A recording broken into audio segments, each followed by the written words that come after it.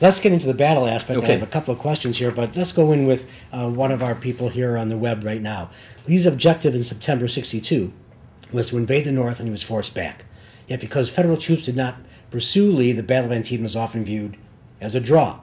In December, the same year, Burnside tried to move toward Richmond. He was forced back to Fredericksburg. Lee did not pursue the Federal Army to crush it, yet Fredericksburg is viewed as a Confederate victory.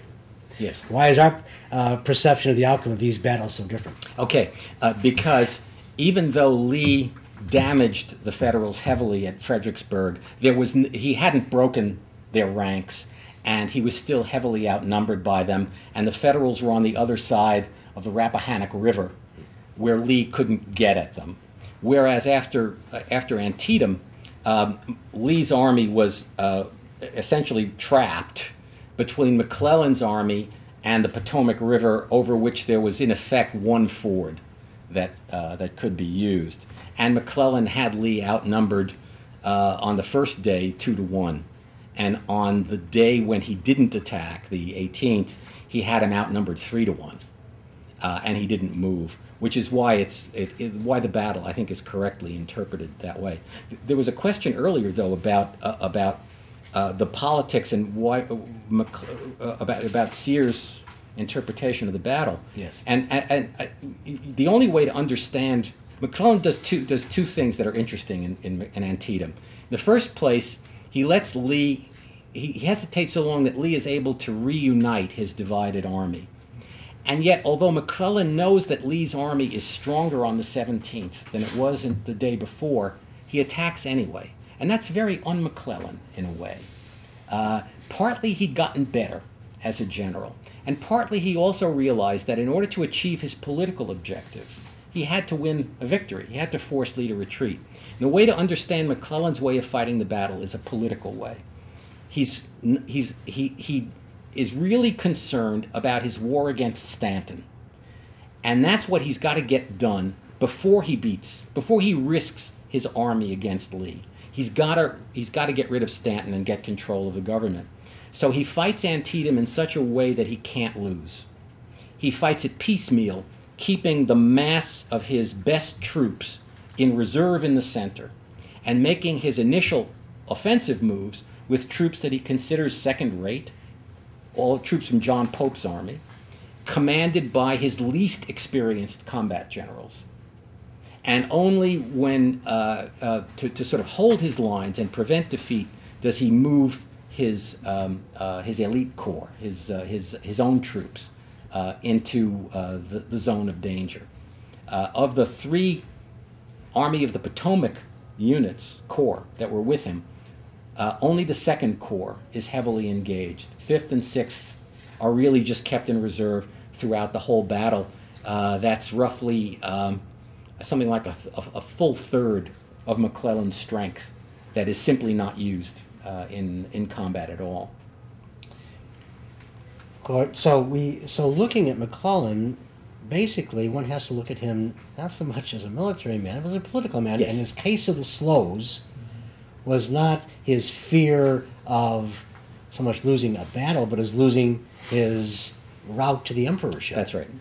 He says in his correspondence, which Sears has edited and which is a wonderful reading, he says, I can't risk myself or my army until my position is secure.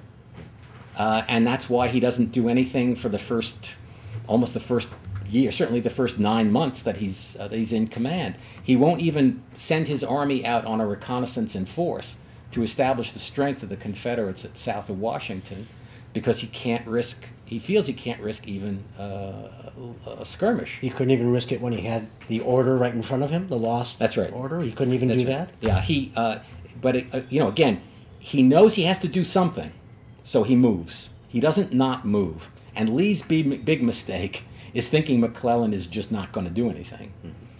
He moves, but he moves slowly because he keeps his units closed up because he thinks Lee is going to jump him.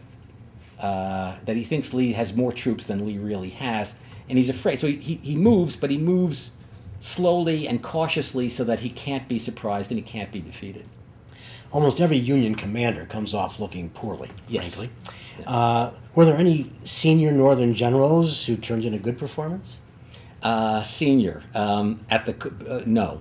to put it, that is, if you take people from the corps level going up, no, not a single corps commander, and certainly not the Army commander, behaved in any way that would cause you to think they were really, really good at their jobs. Burnside comes across as a dunderhead.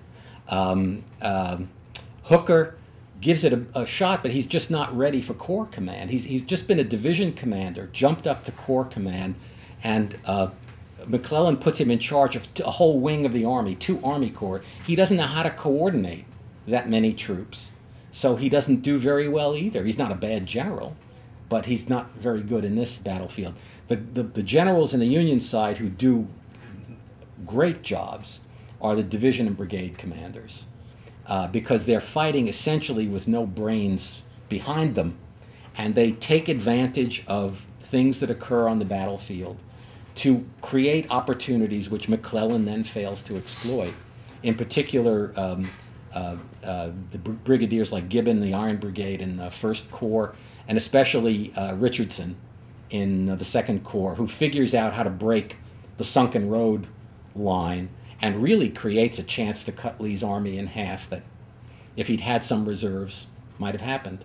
Are there any Confederate commanders that should have more recognition than they've had? The thing about the Confederate Army, and I think it's what Lee counts on, it's the reason why he accepts battle, even though some of his staff say you're not going to get anything better than a stalemate here.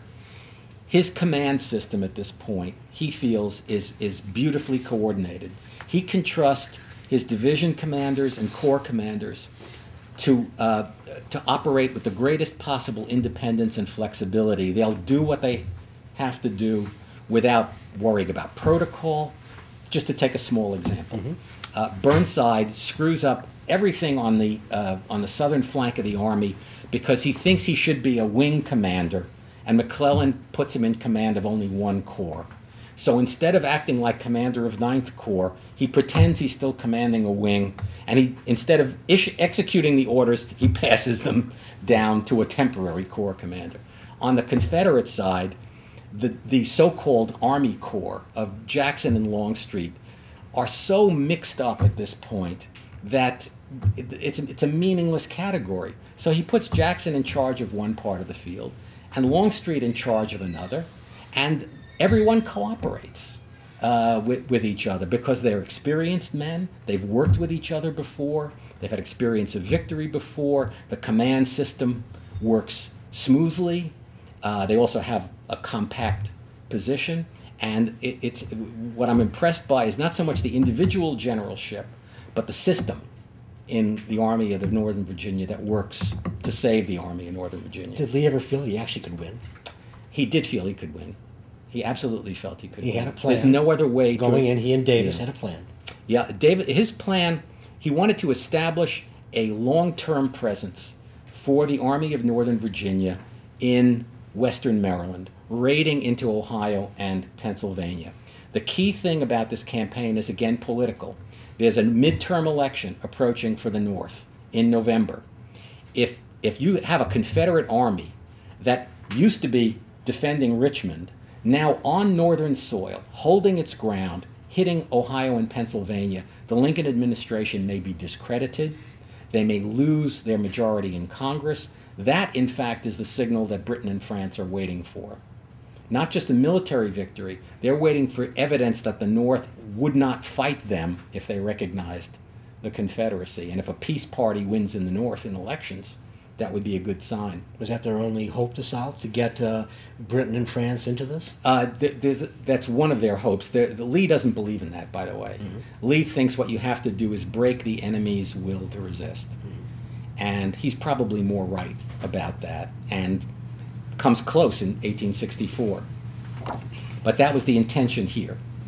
I have a late 19th century silver print off the original glass plate of Lincoln and McClellan facing each other with all their other attendants, and a fascinating time, as you mentioned before. He comes into the allegedly treasonous camp, and here I am, as you say, And of course, what we always do, this is, I can't show you an original, I don't have one right now. I've sold the last one we have, and you can buy these things, by the way, too.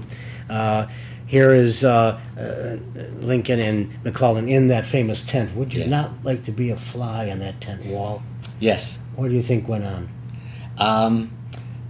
A very cold conversation. Lincoln saying, "What are you going to do next? What are you going to do next? What are you going to do? When are you going to take the offensive?" McCullen saying, "Soon. I'll get around to it. Send me some more stuff."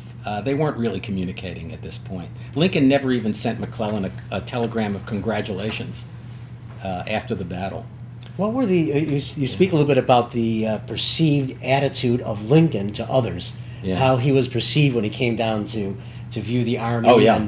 And fasting, just to give a brief. Well, yeah, the McClellan's people said he looks like he's a grinning baboon. Once again, that ape imagery. McClellan's officers, his sympathizers among the officer corps, were extremely hostile. And if you read the accounts of it, McClellan's people are all saying that the soldiers were cold to Lincoln and he was cold to them. And Lincoln's supporters saying that there was mutual admiration and cheering and so on. I'm going to have you sign a few books here, if you'll do that for us, while I shout out to some of the people that have helped support this and help support getting wonderful authors like you into the shop, and we appreciate your helping an independent bookshop do that. Just, again, some of the people that I have on the long list, because a lot of books have been sold. Charles in Madison, Mississippi. Paul in Nampa, Idaho. Scott in Hanover, Pennsylvania. John in Ankeny, Iowa. Tim in Fort Wayne, Indiana. Also, what you were talking about, how the Emancipation Proclamation exposed the democratic ideals and the racism, and how those clashed afterwards, and how people had to finally take sides within themselves.